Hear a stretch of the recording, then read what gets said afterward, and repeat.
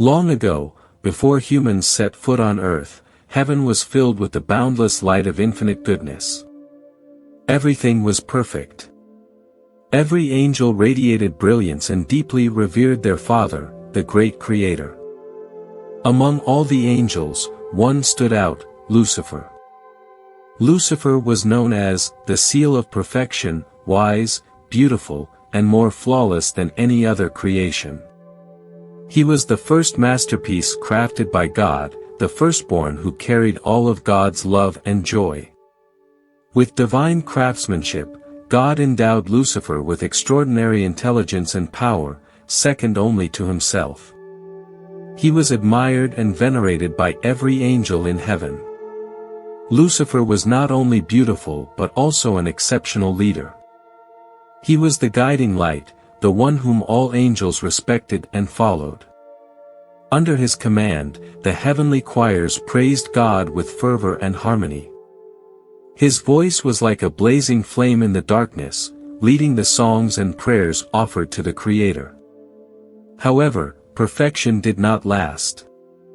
In his extraordinary beauty and intelligence, pride quietly crept into Lucifer's heart. Proud of himself, he began to crave more. Instead of being content with his assigned place, he desired to ascend above even the Creator. The Bible recounts, "Your heart became proud on account of your beauty, and you corrupted your wisdom because of your splendor." Lucifer's pride grew until he ultimately betrayed the Creator. In his heart, he declared, "I will ascend to the heavens, I will raise my throne above the stars of God." Heaven, a realm of peace and order, was shaken by this arrogant proclamation. Rebellion erupted, shattering the tranquility like a broken mirror. Jesus himself said, "I saw Satan fall like lightning from heaven." In that moment, Lucifer was cast down and expelled from heaven. The radiant light that had once belonged to him was buried in darkness. From the highest position, he became the Prince of Darkness, the destroyer and the source of all suffering. Though light returned to heaven, it bore a deep scar. Like a broken mirror, even when restored, it would never be the same. Lucifer's story serves as a warning to all, even the brightest star can fall into darkness if pride takes root. If you are new here, don't forget to subscribe and hit the notification bell so you never miss our latest videos. The question of evil. But how did a place filled with peace become the origin of evil? How could a perfect angel fall into the abyss of darkness? Before the tragedy, heaven was a realm of divine order, where every angel had a high purpose. At the highest rank were the seraphim, living flames of love and purity, endlessly praising, "Holy, holy, holy is the Lord Almighty." Next were the cherubim, guardians of divine wisdom and keepers of the universe's secrets, serving as shields against impurity. Closest to humanity were the archangels, like Michael and Gabriel, warriors and messengers of decisive moments. Within this perfect order, God created Lucifer, the morning star, the pinnacle of creation. He was not only flawless but also anointed as a cherub, a protector. He walked among the fiery stones of heaven, standing closest to the Creator. Yet, the brilliance of his light blinded him. Pride turned his divine gift into the cause of his downfall. Eventually, God, the Almighty, could no longer tolerate the rebellion. Lucifer and the angels who followed him were expelled from heaven. From a perfect angel, he became the enemy of all that is good. Lucifer's story is an eternal reminder that pride is the root of all evil. Lucifer's transformation.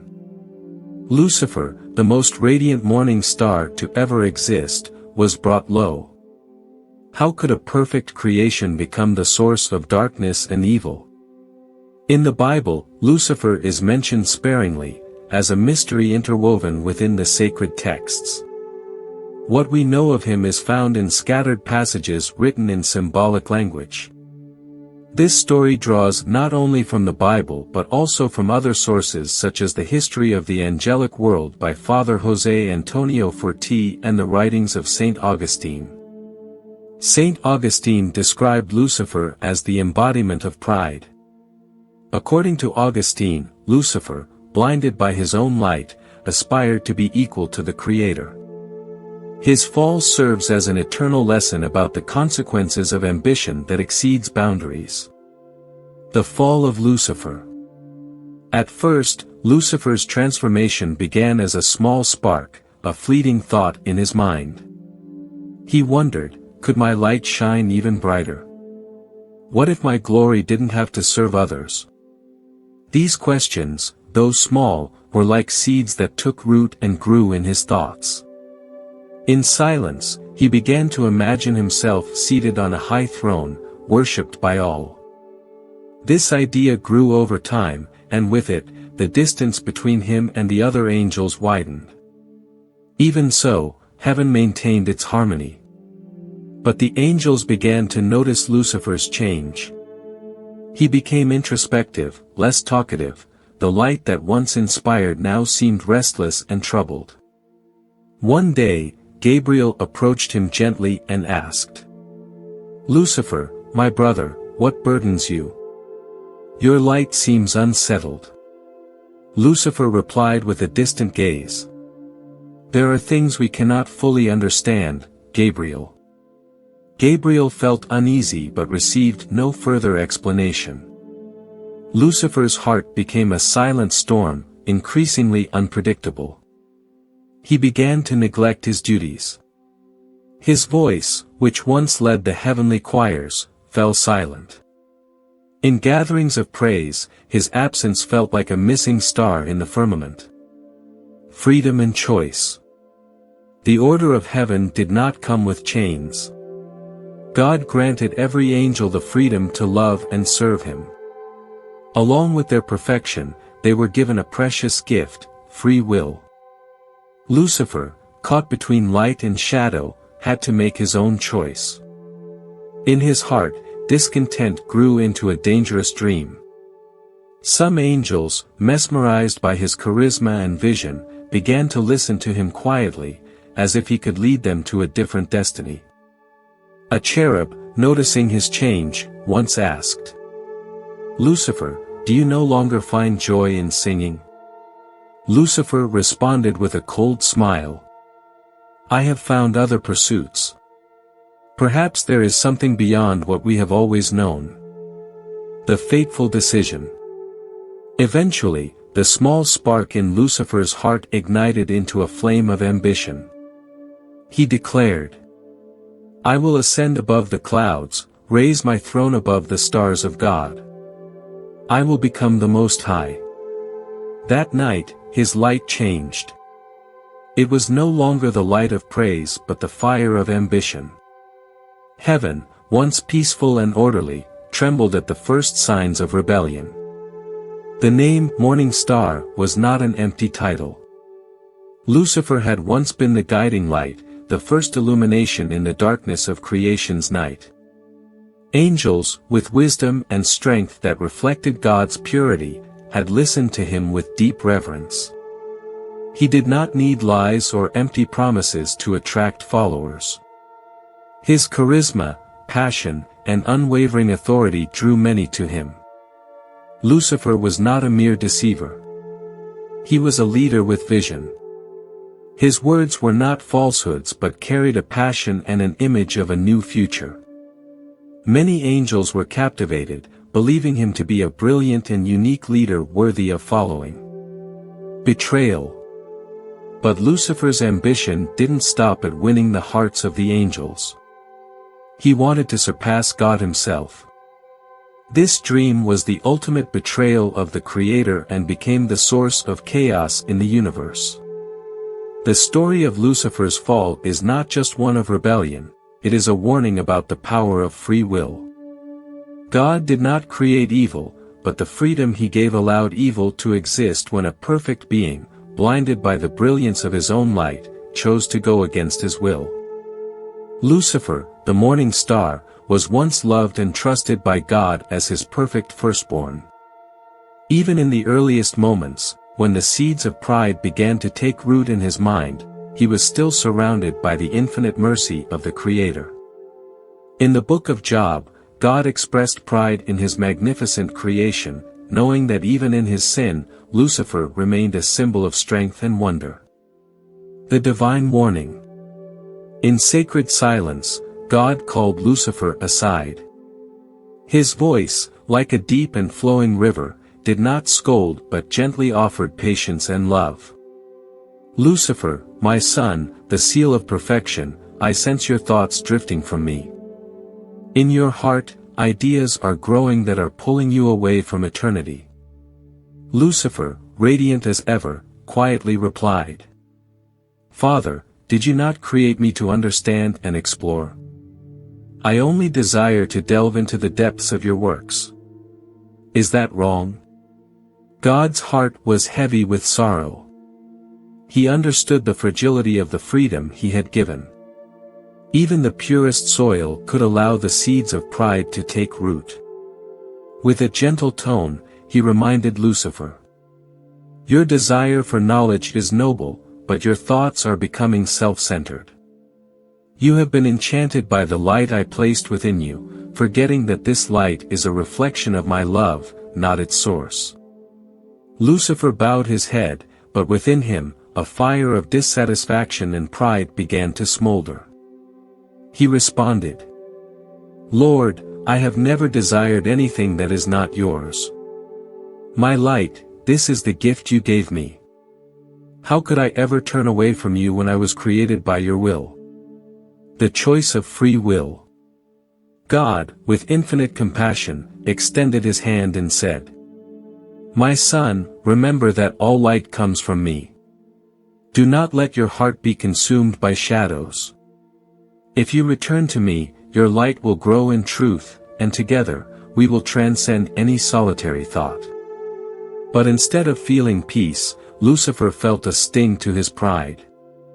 He could not understand why God offered so many warnings. He bowed in acknowledgement and quietly left, but the distance in his soul between himself and the Creator grew larger.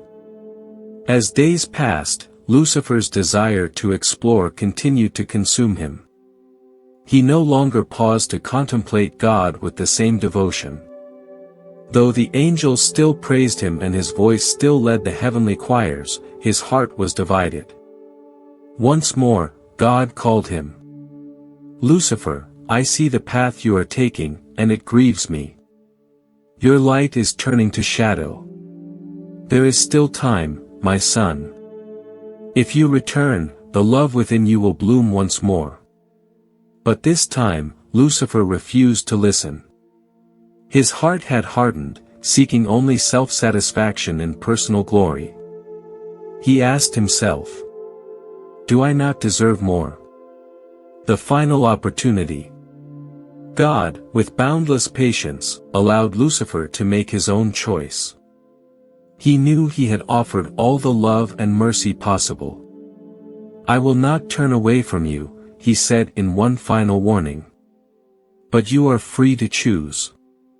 God's sorrow was immeasurable. It was an ancient and profound pain, knowing he was about to lose his most beautiful creation. Yet, even in Lucifer's fall, God still loved him. "Even in failure, I will still love you," he thought, watching Lucifer drift further away. The coming trial. All of heaven seemed to hold its breath. A great revelation was approaching, one that would test every angel, especially Lucifer. But in his infinite wisdom, God delayed the moment. He wanted to give Lucifer time to prepare, to grow in humility, and to strengthen the loyalty in his heart. Once again, God called to him, his voice filled with love. "My son, a great revelation is coming. When it arrives, the winds will be strong, and the tension in your heart will be like a storm tearing through the sky. You must be ready. Root yourself in obedience, for the test will be immense." Lucifer listened sincerely. He knelt before God, gazing at him with reverence, and spoke with a deep but steady voice. "Father, no matter the trial, I desire to follow your commands. I cannot promise perfect faithfulness, but I swear that I long to be loyal. My heart still burns with your love." These words were not lies. Lucifer spoke from the depths of his heart. But the embers of pride and arrogance continued to smolder within him, waiting for the day they would ignite into a consuming flame. The battle within. In Lucifer's soul, the desire to remain loyal to God still burned, yet in a dark corner of his mind, the seed of pride continued to grow. He thought to himself, "Am I not the most radiant of all angels? Am I not the only one who bears such a brilliant light?"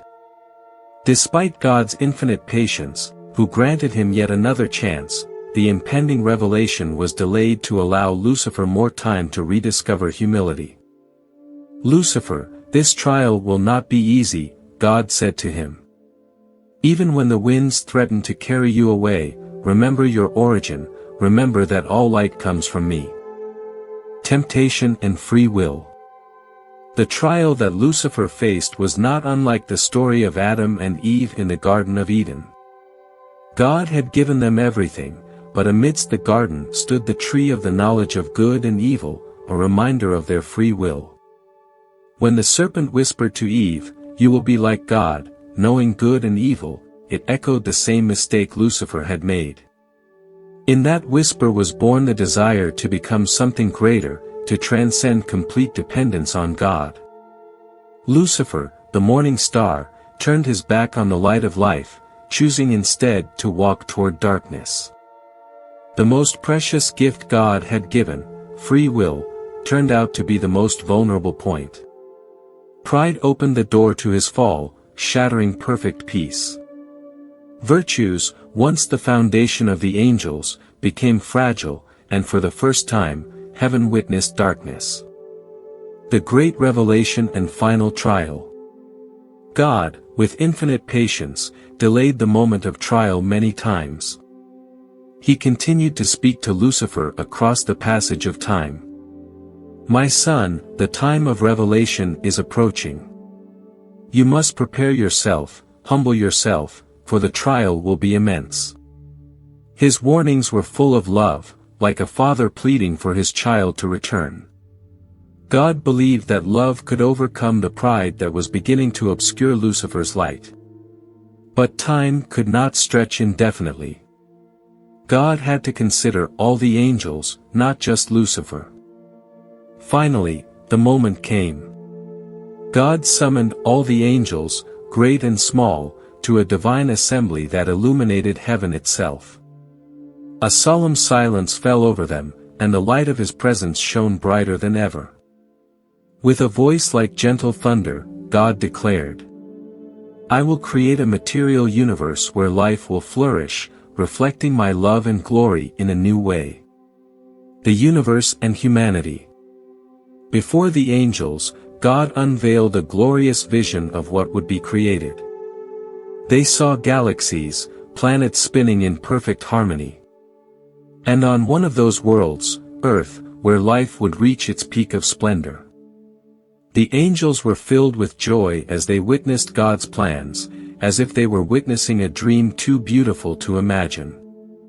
But God did not stop there. He continued, "Not only will I create this universe, but on that world, I will create beings in my image and likeness. They will be called humans, a union of flesh and spirit, a blend of heaven and earth." The silence deepened when God made his next proclamation. "And more than that, I myself will take on flesh. The second person of the Trinity, my Son, will become human. He will be called Jesus Christ, and in that humanity, you will worship me." A shocking revelation. The angels listened in awe. God, eternal and infinite, asked them to worship not only divine glory but also a human face, fragile and humble. This was the most unexpected part of God's plan, a profound display of the deepest, most incomprehensible love. Many angels could not contain their joy as they imagined the light of lights becoming flesh. They praised God for the privilege of witnessing such a great mystery. But for Lucifer, this announcement was the breaking point. He could not bear the thought of worshipping a being made of flesh and blood, even if it was the incarnation of God. At that moment, his pride and rebellion reached their peak. Lucifer's refusal. Lucifer, the once radiant morning star, refused to submit to God's great plan. In the moment when all the angels knelt in worship before God incarnate, Lucifer remained standing, his body rigid, his gaze unyielding, his heart storming like a dark tempest. This was the moment everything within him broke. The thought of worshipping God in human form, a humble, mortal form, was something Lucifer could not accept.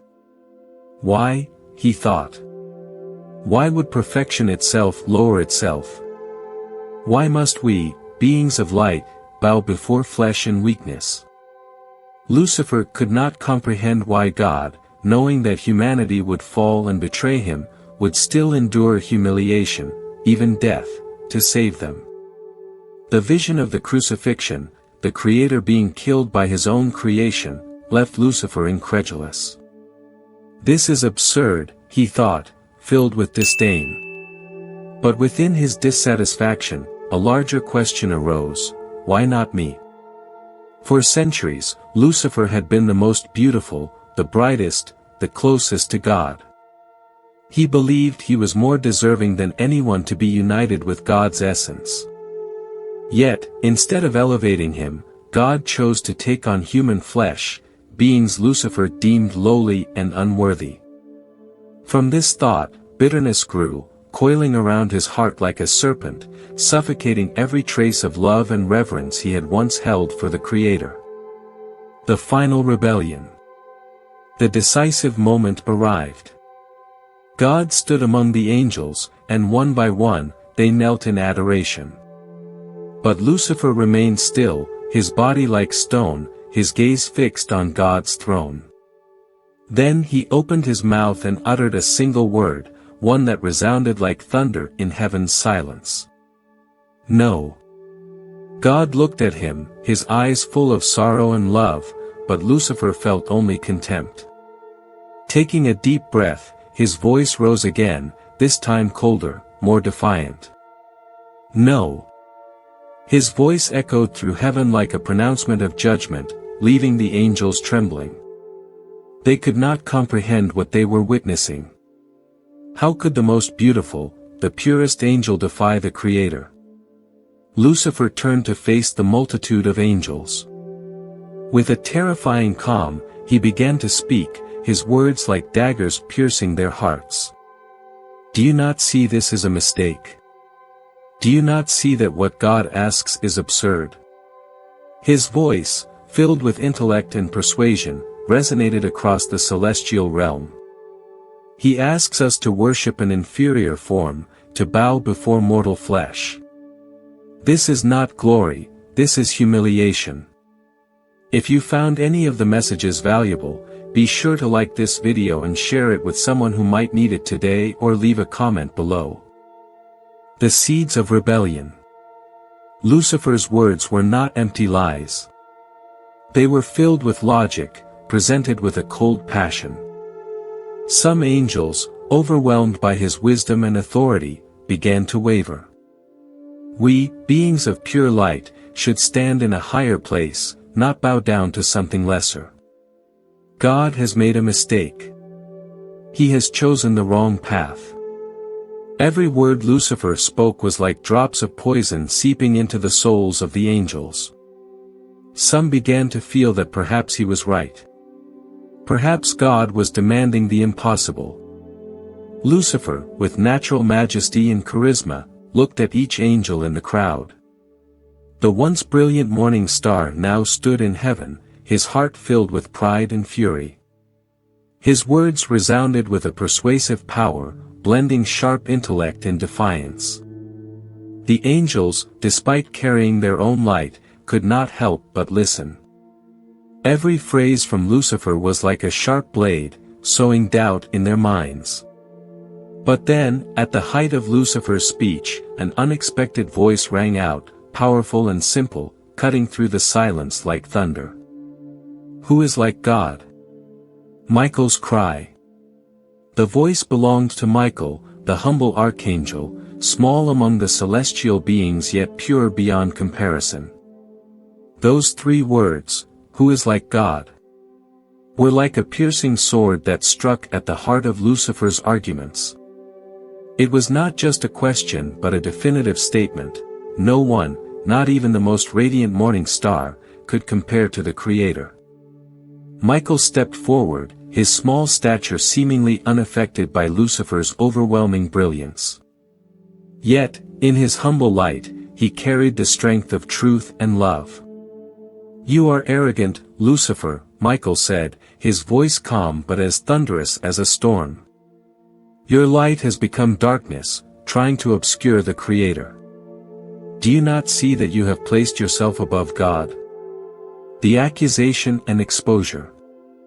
Michael's words were like an arrow piercing Lucifer's pride. He felt a deep pain, a wound that Michael had just exposed before all of heaven. His arrogance and ambition were now laid bare for all to see. The humiliation enraged Lucifer. His once bright gaze turned cold and filled with resentment. He snarled back. "You understand nothing, Michael.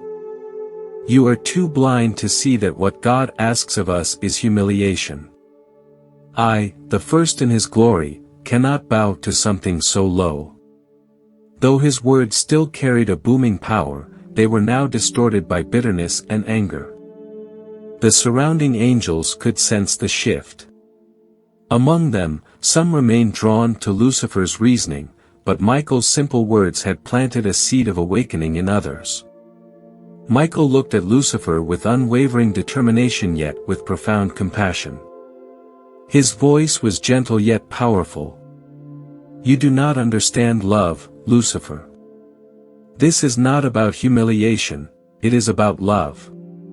God becomes flesh for us, out of His love for us. But you cannot bear not being the one above all. You have forgotten that all you are is merely a reflection of His glory." Michael paused, his gaze piercing into Lucifer's very soul. "It is not God who lowers Himself. It is your pride that has lifted you beyond yourself." Lucifer's fury. Michael's words were like light shining into the darkest corners of Lucifer's soul, where he had hidden his deepest thoughts. Faced with this truth, Lucifer could not endure it. He felt as if Michael had held up a mirror to him, and what he saw was no longer brilliance but a shadow filled with bitterness and hatred. Unable to speak, Lucifer turned and walked away, but inside, his heart burned with rage. Outwardly, he maintained his composure, but within, waves of fury and humiliation churned like a dark storm. Alone, he wept. But his tears were not of sorrow or repentance, they were of unrestrained anger, of growing hatred born from his wounded pride. "How dare Michael challenge me?" he thought. "How dare he?" Yet, deep within him, a faint voice whispered, "Michael is right." This was the truth Lucifer could not escape, and it was this truth that tormented him most. The seed of rebellion.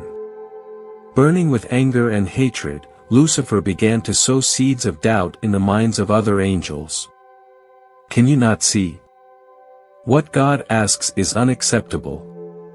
He wants us to abandon our essence, to bow before something lesser. How can beings of light such as us kneel before something made of clay?" His words, though laced with bitterness, carried a compelling power. Some angels, swayed by his reasoning, began to feel that perhaps Lucifer was right. Lucifer continued, his voice growing stronger with conviction. "We, radiant beings, are expected to kneel before a body covered in blood, wounds, and suffering. This is not glory. This is humiliation." His words spread like poison, infiltrating the hearts of the angels. They began to wonder, could God truly be asking the impossible? Is he really God? Or is he merely a powerful angel, a greater Lucifer? The seed of doubt had been sown, and darkness began to spread across heaven. A call to freedom. Lucifer, with a burning gaze of determination, stood before the angels who had once been God's most radiant creations. His words carried no hatred, nor did they call for violence, but they were an invitation to dignity and freedom.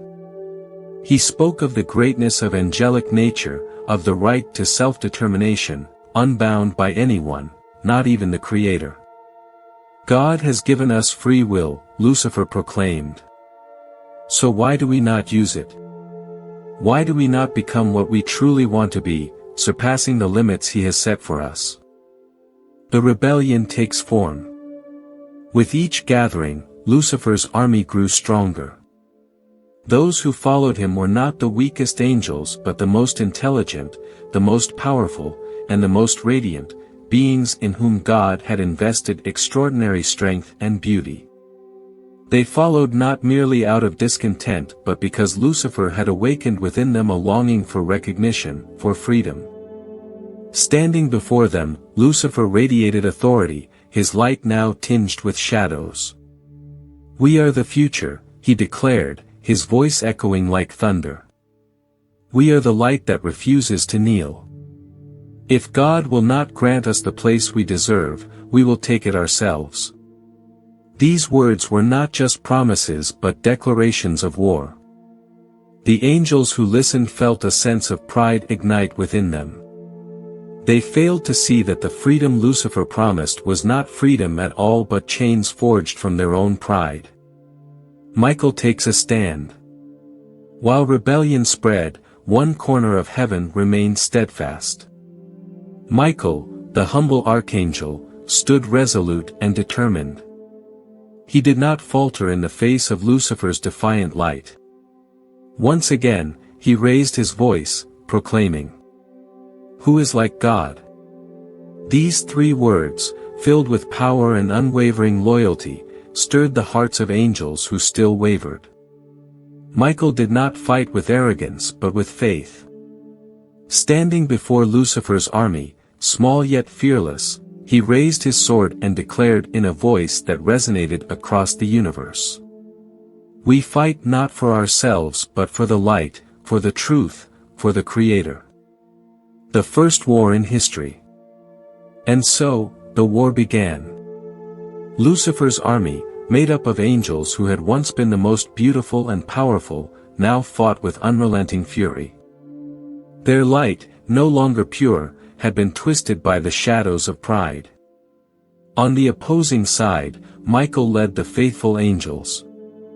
He did not fight with his own strength but with an unshakable faith in God. Every word he spoke, every strike of his sword, echoed the same declaration. Who is like God? Heaven, once a place of peace and harmony, transformed into a battlefield ablaze with brilliance. The angels, wielding swords of light, clashed like waves of fire and thunder. Each collision between the two sides sent bursts of blinding light across the firmament, like thousands of shooting stars exploding in a frenzied dance. Lucifer, once known as the morning star, led his army with his light now warped into darkness. But Michael, the humble archangel, did not waver.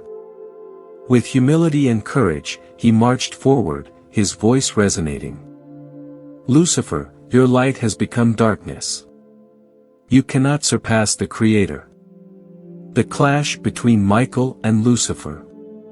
Lucifer, with cold majesty, responded, "Michael, you are too small to understand what I know.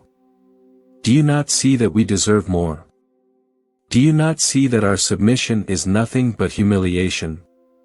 Michael stood firm, his voice filled with love and truth. "You do not understand, Lucifer. Do you not see that all you possess is merely a reflection of God's love? You have forgotten where you came from.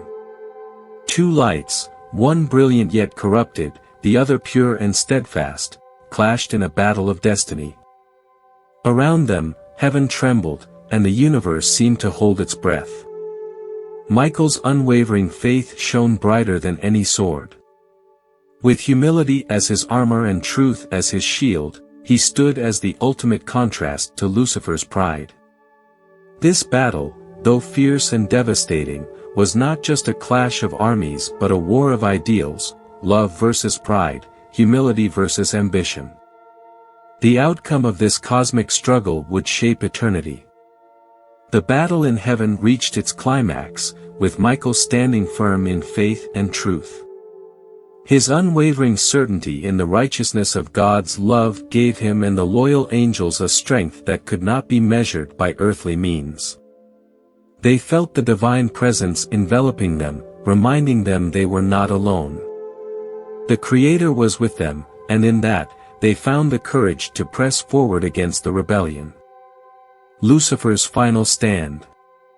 Lucifer, consumed by rage and desperation, rose above the battlefield, his wings casting a shadow over those who dared to look at him. His voice, once a symphony of divine praise, now rang hollow, a distorted echo of the light he once carried. Ta la an sang dao tien. Tam wa la an sang chan tuk. Lucifer roared, but the power in his words had faded, replaced by a darkness that could no longer inspire awe, only fear. His brilliance, now corrupted, clashed against Michael's unwavering light. The faithful angels struck with purpose, their every blow a testament to their faith and love for God. Each movement of their swords radiated the purity of their loyalty, and with each strike, the tide of battle turned. Michael's victory. Michael stood at the forefront, his voice resonating like a beacon in the chaos. Bang Gwyn Nong Qua Thien Chua, Lucifer, He Na Suang. With those words, Michael's sword, burning with divine justice, struck the decisive blow. Darkness split asunder, and the rebellion, once fierce and violent, began to collapse. The fallen angels, those who had followed Lucifer's ambition, were cast out from heaven like stars plummeting from the sky. Lucifer, now stripped of his former glory, was hurled into the abyss, taking with him a third of the heavenly host who had chosen to follow him. In that moment, the morning star became Satan, the adversary, forever separated from the light he had once embodied. The silence after the war. As the rebellion crumbled, heaven fell into a deep, solemn silence. The angels who remained loyal mourned the loss of their brothers and sisters, feeling the weight of rebellion on their souls. The scars left by the war were deep, a wound that only the boundless love of God and the passage of time could heal. Yet, amid the sorrow, there was hope. The virtues that had guided the loyal angels, truth, faith, and love, had triumphed. Heaven had been shaken, but it had not fallen.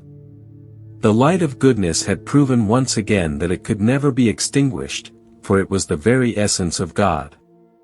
Michael's words, Ai Sandoak Nu Thien Chua, now echoed throughout the universe, a declaration of an eternal truth: God's glory is infinite, and nothing, not even the brightest star, can surpass his love. The expulsion of Lucifer. After the final blow, the gates of heaven opened to cast out the rebels. Lucifer, the once radiant morning star, and his followers were thrown into an abyss of darkness and desolation. As they fell, the heavens themselves seemed to tremble. Those who had once been the most beautiful and powerful, whose light rivaled the stars, now descended like banished meteors, their brilliance forever dimmed. This place of exile was not yet the final hell but a realm of chaos and shadow, utterly cut off from God's glory. It was a domain of spiritual isolation, where the echoes of what had been were twisted into mockeries of heavenly order. For Lucifer, now transformed into Satan, the expulsion was more than a punishment, it was a searing wound that pierced his very being. The total separation from God, from the light and peace of heaven, was a torment beyond any physical suffering. The abyss was a dark reflection of the divine harmony he had rejected, a place where his pride and ambition became the chains that bound him. The legacy of the rebellion. Though the rebellion was defeated, its effects rippled through creation. Heaven, though restored to peace, bore the memory of the battle. The fallen angels, now demons, had become symbols of pride and defiance. Their expulsion was a reminder of the consequences of turning away from God's love. For the faithful angels, the war had reinforced an eternal truth, that goodness, grounded in humility and love, is unshakable. Michael's unwavering faith had proven that even the smallest among them, armed with the truth of God's love, could stand against the greatest of powers. And so, the heavens remembered. The triumph of light over darkness became a beacon of hope, reminder that while pride and ambition may burn fiercely, they are but fleeting shadows against the eternal brilliance of love and faith. Lucifer's fall was a warning to all creation, but it was also a testament to the boundless mercy and justice of God, whose light can never be eclipsed. The story of Lucifer is not just a tragedy of a fallen being but also a profound lesson about love, humility, and loyalty. It serves as a reminder that even the most perfect creations, when consumed by pride, can lose their light. At the same time, it stands as proof of the eternal victory of light, love, and truth, forces that can never be overcome by darkness. Michael, through his humility and faith, stood firm against a seemingly invincible power. His triumph shows us that it is not strength or authority but loyalty to what is right and faith in God's love that is the ultimate weapon. God has given us the most precious gift, free will. But with that freedom comes the responsibility to choose light over darkness, love over hatred, and humility over pride. Let this story inspire us to live a life of light and love. Choose the light every day, act with goodness, seek the truth, and treat others with kindness. Darkness will always beckon, but it is the light that brings true peace. Cultivate humility, remember that everything we have is a gift from the Creator. Gratitude and humility keep the light within us from being overshadowed by pride. Hold on to faith, in times of difficulty and challenges, believe that light will prevail. Staying loyal to goodness will always lead us to places where darkness cannot reach. Inspire others, be a guiding light, helping those around you find the light in their own lives. The story of Lucifer is a warning but also an invitation to live a life worthy of the light we have been given. Let your loyalty and love become a beacon, guiding yourself and others toward the eternal light. Thank you for watching this video to the end. If you haven't already, please subscribe to Sacred Journey and turn on notifications to stay connected with our daily content. Together, let's get closer to God. See you in the next video.